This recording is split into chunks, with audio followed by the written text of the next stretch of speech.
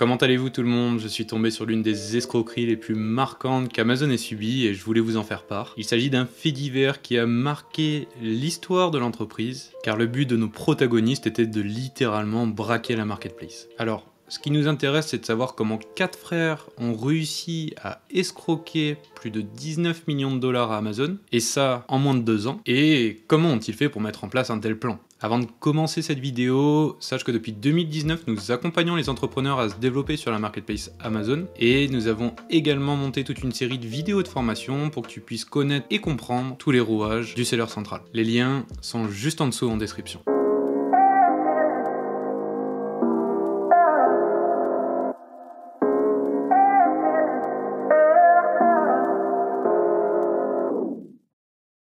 Bonjour à tous, je suis Julien des Experts Julco et intervenant Amazon pour la chaîne Esprit Argent. Alors, commençons notre petite histoire et laissez-moi vous présenter nos personnages originaires de New York, les 4 frères Abraham, Yoel, Eshel, Shmuel et Zish. Désolé pour la prononciation, mais les prénoms sont vraiment pas ouf. En 2018, ils décident de monter un plan pour littéralement braquer la marketplace. Alors, comment ont-ils procédé? Le plan était simple. Tout d'abord, chaque frère décide de monter, chacun de leur côté, un compte vendor central. Alors, pour rentrer dans les détails, un compte vendor central, appelé aussi compte retails, qui est quelque peu différent du seller central, car il permet de vendre son stock en étroite collaboration avec Amazon, puisque par la suite, la marketplace vendra ses produits en son nom. Comment ça fonctionne? Amazon te fait parvenir un bon de commande, et tu n'as plus qu'à fournir le stock, puis la marketplace te paiera directement l'entièreté de la commande. Donc pour revenir sur l'histoire de nos 4 frangins, lorsqu'ils recevaient un bon de commande d'Amazon pour un produit bien précis, ils ont réussi à manipuler le système fournisseur de la marketplace. Lorsqu'Amazon faisait parvenir un bon de commande de 12 sprays désinfectants à l'un des 4 frères, pour une valeur totale de 94,3 $, ce qui est relativement raisonnable, alors les frères décidaient de modifier quelque peu le bon de commande et ont décidé d'envoyer 7000 brosses à dents pour une valeur unitaire de 94,3 $, tout en se servant de l'asine du spray désinfectant, facturant par la suite la modique somme de 650 000 $ à